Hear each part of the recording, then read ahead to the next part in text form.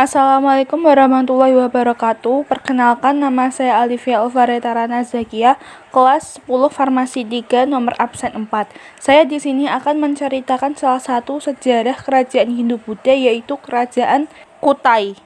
Kerajaan Kutai dibagi menjadi dua bentuk kekuasaan berdasarkan kepercayaan yang dianut oleh masyarakatnya. Kerajaan Kutai Mardipura yang bercorak Hindu dan Kerajaan Kartanegara yang menganut agama Islam.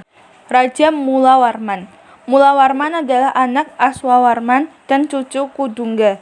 Dari Yupa diketahui bahwa pada masa pemerintahan Mulawarman, Kerajaan Kutai mengalami masa keemasan.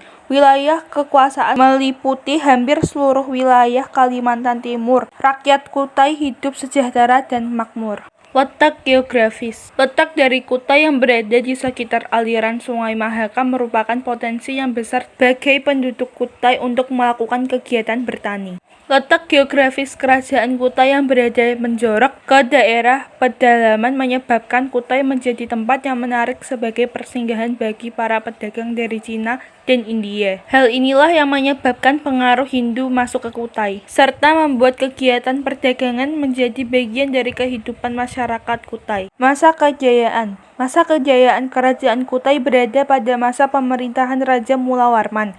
Hal ini dibuktikan dengan pemberian sedekah kepada kaum Brahmana berupa 20.000 ekor sapi di dalam tanah yang suci bernama Waprakeswara. Waprakeswara adalah tempat suci untuk memuja Dewa Siwa. Di Pulau Jawa disebut Baprakewara. Jumlah 20.000 ekor sapi ini membuktikan bahwa pada masa itu Kerajaan Kutai telah mempunyai kehidupan yang makmur dan telah mencapai masa kejayaannya. Masa keruntuhan.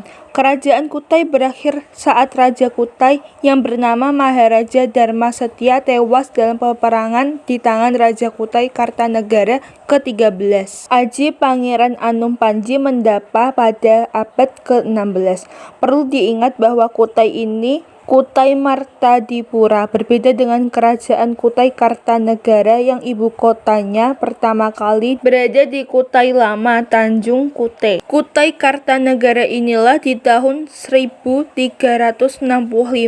yang disebutkan dalam sastra Jawa Negara Kertagama. Kutai Kartanegara selanjutnya menjadi kerajaan Islam yang disebut Kesultanan Kutai Kartanegara. Peninggalan sejarah. 1. Yupa. Ada 7 buah yupa yang menjadi sumber utama bagi para ahli dalam menginterpretasikan sejarah Kerajaan Kutai. Yupa adalah tugu batu yang berfungsi sebagai tiang untuk menambat hewan yang akan dikorbankan. Prasasti yupa tersebut menggunakan huruf Pallawa dan bahasa Sanskerta. 2. Kalung Siwa. Kalung Siwa yang terbuat dari emas ini ditemukan penduduk di sekitar Danau Lipan, Kecamatan Muara Kaman pada masa pemerintahan Aji Sultan Muhammad Sulaiman 1850 sampai 1899.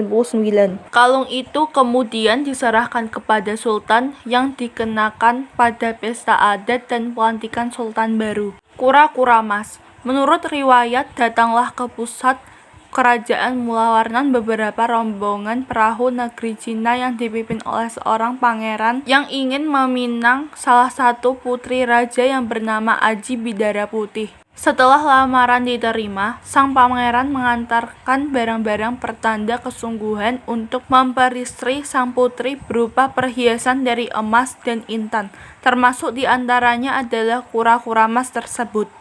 Demikian cerita Kerajaan Kutai yang dapat saya sampaikan. Sekian, terima kasih. Wassalamualaikum warahmatullahi wabarakatuh.